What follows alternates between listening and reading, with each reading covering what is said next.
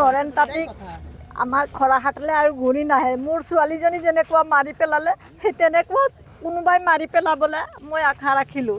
ইমানেই কয়। আৰু তাৰ ল'ৰা এটাও আছে, ইমান মৰম লগা ল'ৰা আছে, মাকো আৰু বাপেকো ইমান মৰম কৰিছিলে। সেই ল'ৰাটো তাহাঁতৰ পৰিয়াল ওচৰলৈও নাযায়, কিন্তু এতিয়া তাইক মামা ওচৰতেই যাম বুলি ল'ৰাটোক সেইদিনাখন লৈ আনিছে। সেই তেনেকুৱা দীপ্তি তাঁতীক যেনেকুৱা মাৰি পেলালে সেই তেনেকুৱাই তাকো মাৰি পেলাব লাগে বুলি মই আশা ৰাখিলোঁ।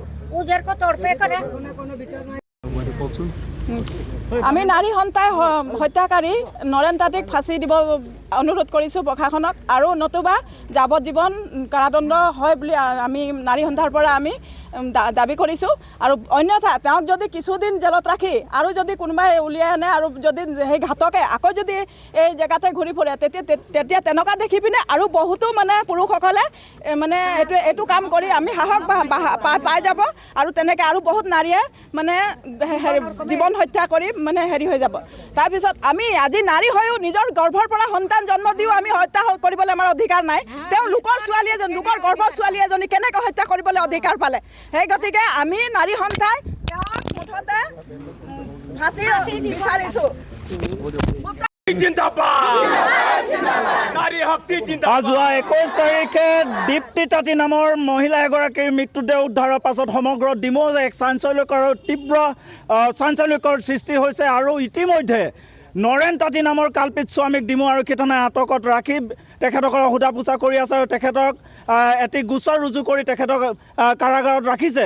আমি অসম চাহ জনজাতি ছাত্ৰ সন্থা আৰু মহিলা সমিতিয়ে অসম চাহ মজদুৰ সংঘ আৰু জাতীয় দল সংগঠনে এটাই দাবী জনাব বিচাৰিছোঁ, আৰু কিমান দীপ্তি তাঁতীৰ দৰে মহিলাসকল হত্যা হ'ব পুৰুষৰ কামনাৰ বলি হৈ, আৰু কিমান আমাৰ বিনা কোঁৱৰৰ দৰে মহিলাসকল পুৰুষৰ কামনাৰ বলি হৈ পিনি মৃত্যু হ'ব। আমি ইয়াতে সমাপ্ত বিচাৰিছোঁ। আমি ইয়াত এটা উচিত বিচাৰ বিচাৰিছোঁ। মহামান্য আদালতে আমাক এই ৰাইজক অস্বস্তি কৰাৰ, ৰাইজক আশ্বাস দিবৰ কাৰণে নৰেন তাঁতী নামৰ কাল্পিত আৰু হত্যাকাৰীসকলক ফাঁচীৰ দৰে ন্যায় আমাক লাগে, ফাঁচি দিব লাগিব তেখেতসকলক, নহ'লে এওঁলোক পিছলৈ জামিন পায় মুকলি আকাশত আহি আৰু কত নাৰীক তেওঁলোকে অত্যাচাৰ কৰি শোষণ কৰিব। সেয়ে নাৰীসকল ভয়ভীত হৈ আছে, প্ৰতিগৰাকী নাৰী ভয়ভীত হৈ আছে যে তেওঁলোক সুকলমে থাকিব নে নাথাকে। যদি এইদৰে নৰেন তাঁতী লোকসকলক কাৰাগাৰত ৰাখি কেইদিনৰ পাছত বেল দি পিনি মহামান্য আদালতে যদি এৰি দিয়ে তেন্তে ই এটা ডাঙৰ উদাহৰণ হ'ব হত্যাকাৰীৰ কাৰণে, আৰু এনেকুৱা উদাহৰণ আমি নিবিচাৰোঁ। আমি সমাপ্ত কৰিব বিচাৰিছোঁ নৰেন তাঁতী আৰু কিছুদিনৰ পূৰ্বে আমাৰ বিনা কোঁৱৰৰ দৰে এগৰাকী মহিলা হত্যা হৈছে ডিমৌ এলেকাত। হত্যালীলা বন্ধ হ'ব লাগিব। হত্যালীলা বন্ধ হ'বৰ কাৰণে এটা আদৰ্শ প্ৰতিষ্ঠা কৰিব লাগিব আদালতে, আৰু এই আদৰ্শ একমাত্ৰ এটা উত্তম উপায় হৈছে হত্যাকাৰীক ফাঁচি দিব লাগিব। হত্যাকাৰী ফাঁচিৰ অবিহনে কেতিয়াও আদৰ্শ প্ৰতিষ্ঠা নহ'ব। আমি অসম চাহ জনজাতি ছাত্ৰ সন্থাৰ তৰফৰ পৰা দাবী জনাইছোঁ, নৰেন তাঁতীৰ লগত সহযোগী যি দীপ পাণ্ডৱ নামৰ এজন সহযোগী চুপাৰী, তেখেতকো দৃষ্টান্তমূলক শাস্তি আৰু ফাঁচিৰ আমি দাবী জনাইছোঁ।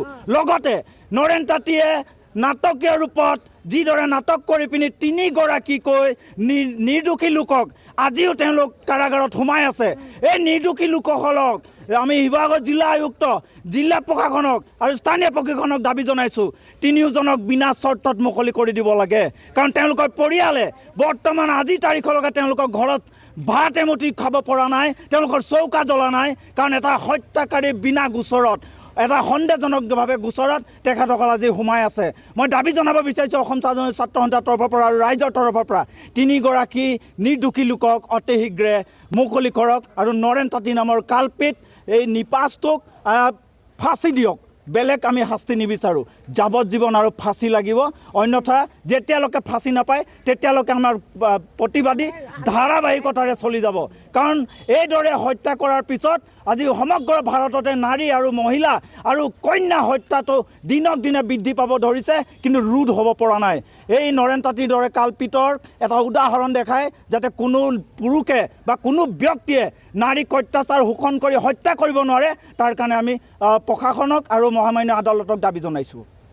নৰেন তাঁতীয়ে যি দৃষ্কৰণীয় কাম কৰিলে, যি ঘটনা কৰিলে, দীপ্তি তাঁতীক হত্যা কৰি দিচাংনন্দনত উফৰাই দিলে, তাৰ কাৰণে মই এটাই কথা ক'ব বিচাৰিছোঁ সংযোগ মাধ্যমে, যে তেখেতক কোনো যাতে সহায় নকৰে, তাক ফাঁচি হ'ব লাগে, আৰু যাতে এই মুকলি আশাত ঘূৰি নাহে।